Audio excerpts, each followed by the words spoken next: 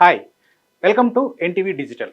AIDS ఇది చాలా ప్రమాదకరం అనే విషయం మనకు తెలిసిందే. మొదట్లో దీనిపైన అవగాహన లేక ఎంతోమంది ఎయిడ్స్ బారిన పడ్డారు. అయితే ఇప్పుడు అవగాహన పెరిగింది. ప్రభుత్వాలు, సామాజిక సంస్థలు హెచ్ఐవి లేదా ఎయిడ్స్ పైన విస్తృతంగా ప్రచార కార్యక్రమాలు చేపట్టాయి.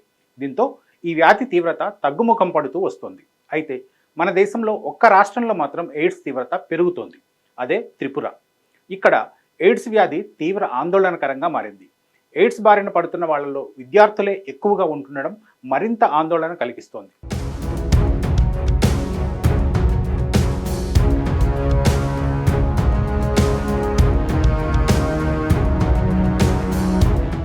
ఒక చిన్న తప్పు జీవితాన్ని తారుమారు చేసేస్తుంది. జీవితకాలమంతా బాధపడేలా చేస్తుంది. ఎంతో భవిష్యత్ కలిగిన వాళ్ళు ఇలాంటి చిన్న తప్పులు చేయడం ద్వారా భవిష్యత్తును కోల్పోతున్నారు.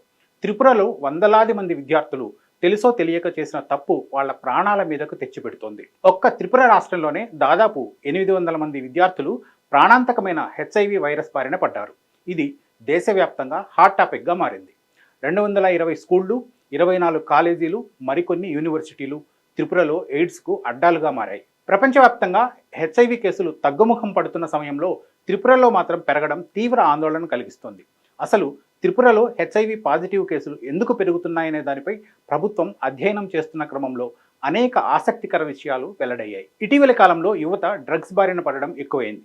డ్రగ్స్ ఎంత ప్రమాదకరమో తెలిసినా ఆ మత్తు నుంచి బయటపడలేక భవిష్యత్తును నాశనం చేసుకుంటున్నారు.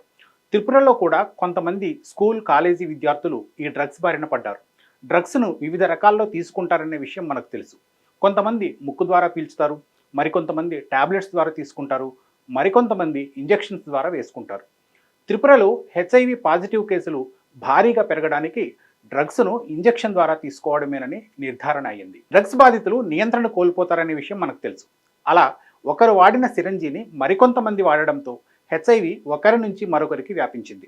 విద్యార్థులు డ్రగ్స్ బారిన పడడం, తద్వారా హెచ్ఐవి బాధితులుగా మారడంపై ఆ రాష్ట్ర ఎయిడ్స్ కంట్రోల్ సొసైటీ తీవ్ర ఆందోళన వ్యక్తం చేసింది. త్రిపురలో హెచ్ఐవి పాజిటివ్ బారిన పడిన వాళ్లలో ఎక్కువ మంది పాఠశాల, కాలేజీ విద్యార్థులే. సిరంజీల ద్వారా డ్రగ్స్ తీసుకోవడం ద్వారా 828 మంది విద్యార్థులు హెచ్ఐవి బారిన పడ్డారు. వాళ్లలో 47 మంది ఇప్పటికే ప్రాణాలు కోల్పోయారు. 572 మంది ఎయిడ్స్తో బాధపడుతున్నారు. స్కూల్లో చదువుతున్నప్పుడే వీళ్లంతా డ్రగ్స్కు అలవాటు పడి ఎయిడ్స్ వరకు తెచ్చుకున్నారు.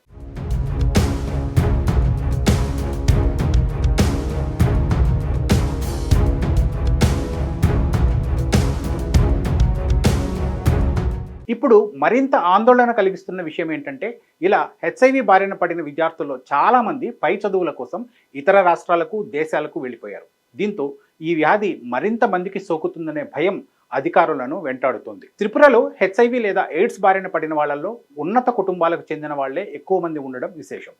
వీళ్ళు వాడిన డ్రగ్స్ కూడా చాలా ఖరీదైనవి. బాగా ధనవంతుల కుటుంబాలకు చెందిన పిల్లలే వీటిని కొని విచ్చలవిడిగా వాడారు. వాళ్లతో పాటు మరికొంతమంది స్నేహితులను కూడా ఈ ఉచ్చులోకి లాగారు. ఇలాంటి పిల్లల తల్లిదండ్రుల్లో చాలా మంది ప్రభుత్వ ఉన్నతోద్యోగులు ఉన్నారు. వాళ్ళు తమ పిల్లలు ఏం చేస్తున్నారు, డబ్బు ఎలా ఖర్చు పెడుతున్నారు లాంటి వాటిని పట్టించుకోలేదు. దీంతో పిల్లల్లో విచ్చలవిడితనం పెరిగిపోయింది. చివరకు భవిష్యత్తునే నాశనం చేసుకునే స్థితికి వెళ్ళిపోయారు. గతంలో విచ్చలవిడి సెక్స్ ద్వారా హెచ్ఐవి సోకేది. కానీ ఇటీవలి కాలంలో సెక్స్పై అవగాహన పెరిగింది. దీంతో శృంగారం కాకుండా ఇతర మార్గాల ద్వారా హెచ్ఐవి వ్యాప్తి పెరిగింది. గతంలో ఎయిడ్స్ అంటేనే సెక్సువల్ డిసీజ్ అనుకునేవాళ్ళు. కానీ ఇతర మార్గాల ద్వారా కూడా ఎయిడ్స్ వస్తుందనే విషయం తెలిసి ఆశ్చర్యపోయారు. ఇప్పుడు సెక్స్ ద్వారా ఎయిడ్స్ వ్యాప్తి బాగా తగ్గింది.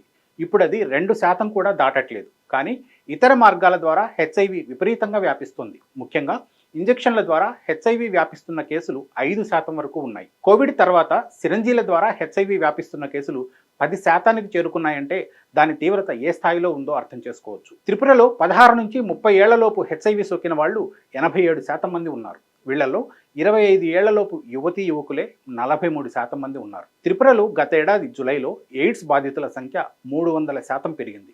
దీన్ని బట్టి ఆ రాష్ట్రంలో ఎయిడ్స్ ఎంత ప్రమాదకరంగా మారిందో అర్థమవుతోంది. తల్లిదండ్రుల బాధ్యతారాహిత్యం, పిల్లల్లో విచ్చలవిడితనం త్రిపురలో ఎయిడ్స్ వ్యాప్తికి ప్రధాన కారణాలుగా కనిపిస్తున్నాయి.